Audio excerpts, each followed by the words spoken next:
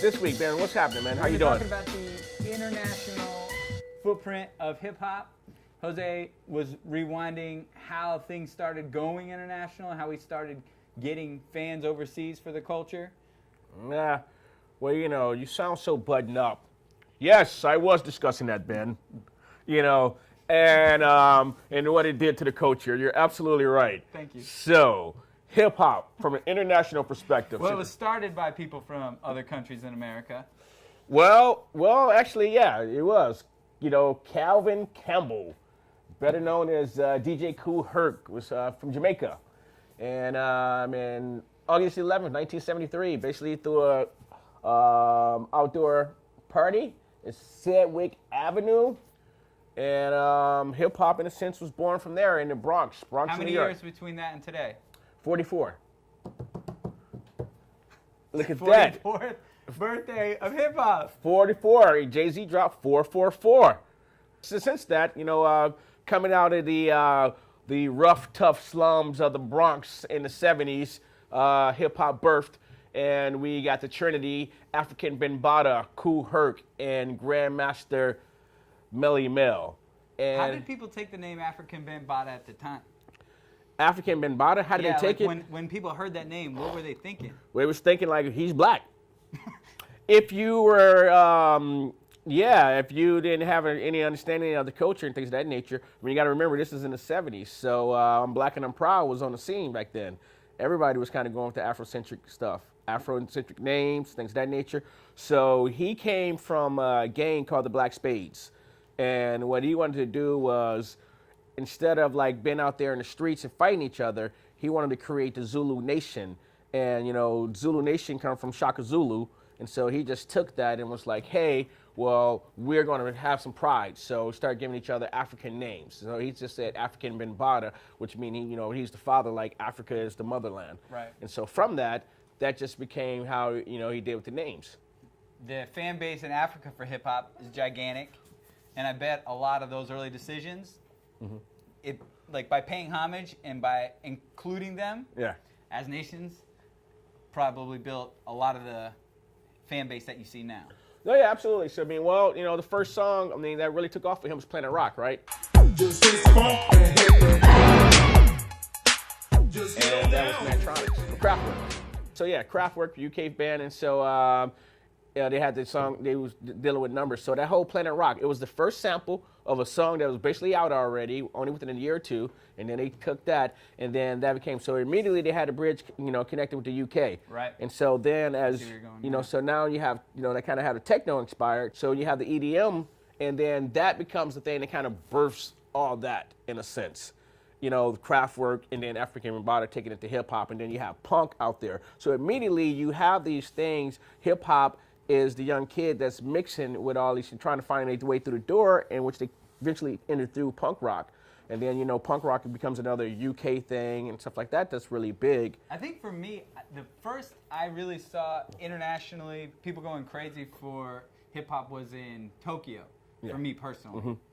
And then you see today in breakdancing competitions and DJ competitions, really strong kids out of Japan and Korea, and the culture is really deep there. Yeah. Well, for me, I would have to say Run DMC did Live Aid, so, that was for Africa and for, Ethiopia. So that was something that was international. They were also was in the... and that gets televised. They did in every country, too. The Christmas song, which is... so that became something that was big.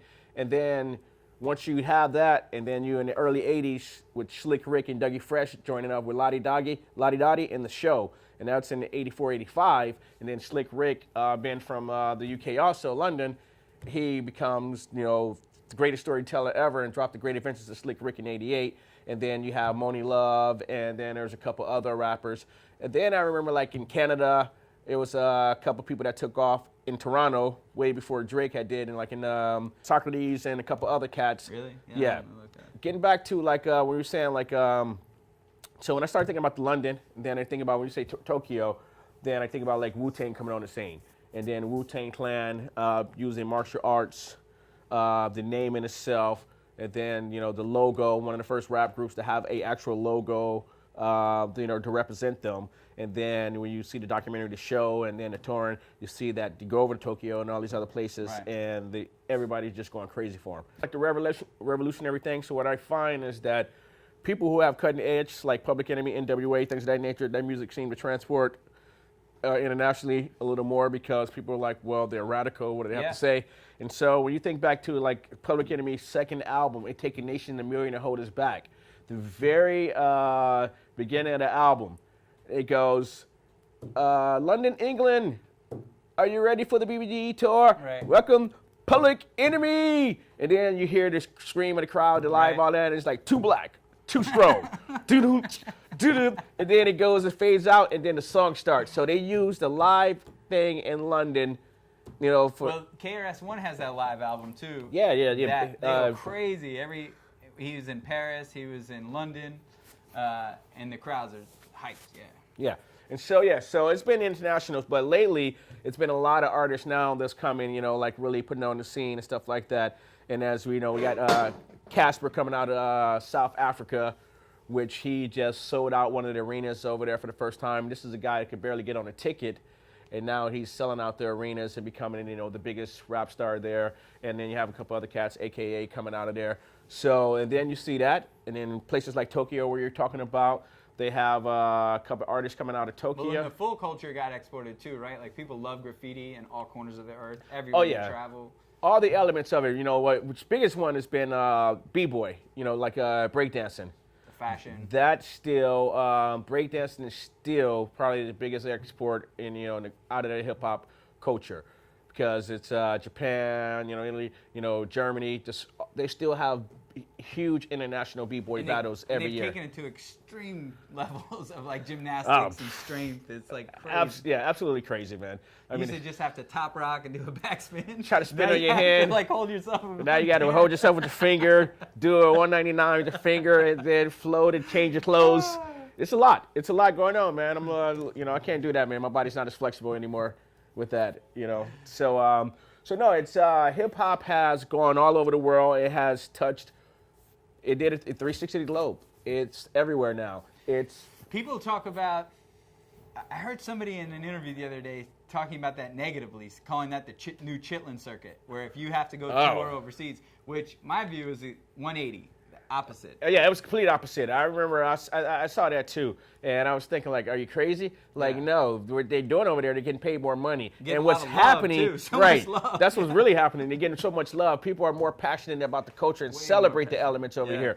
We over here now, hip hop is more in the last 10 years or so, it's been looked at more so just from a bling cash aspect. And then until Nas dropped Hip Hop Is Dead, you saw a resurgence of consciousness in the music.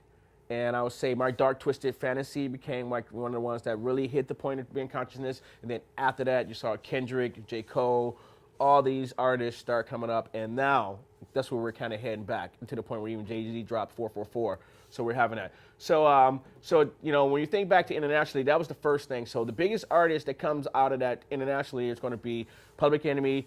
I mean, Tupac is a global icon. He's basically Bob Marley now. So when you look at that, and so you go places around the world. Wu-Tang, every goddamn country you go to, people have Wu-Tang T-shirts. Old people, young people. So I was in Italy. There was tons of Wu-Tang apparel to be found. Yep.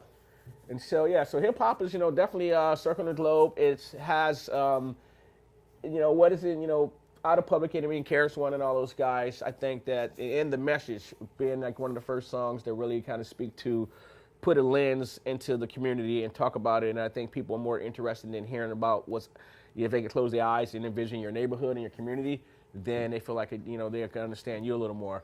And so that's been the one thing that's been helping to take in hip hop around the world. And of course, we jumped into movies early with Breakin' 1 and Breakin' 2, Beat Street, and then Crush Groove, which we'll talk about that a little bit down the road.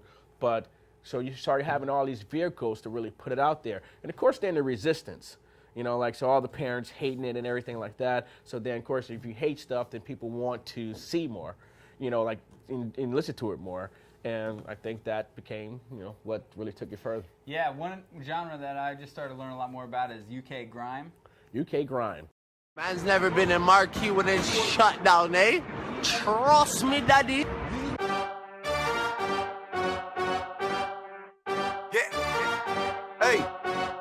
been in. When it's shut down, that's not me and it's shut down. Ring ring pussy, it's shut down. Fashion week and it's shut down. Went to the show sitting in the front row in a black tracksuit and it's shut down. Touch the road and it's shut down. Boy better know when it's shut down. Yeah, take time if a man want to try me. No time.